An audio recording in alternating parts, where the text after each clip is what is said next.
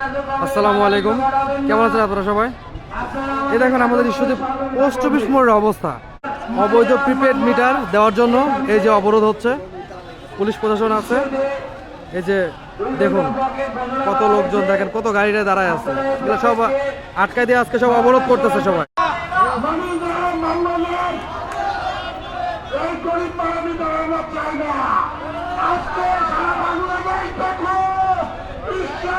মানুষ রাস্তায় নেমে গেছে,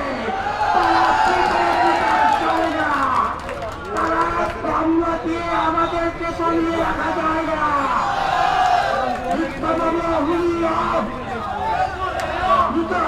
তুমি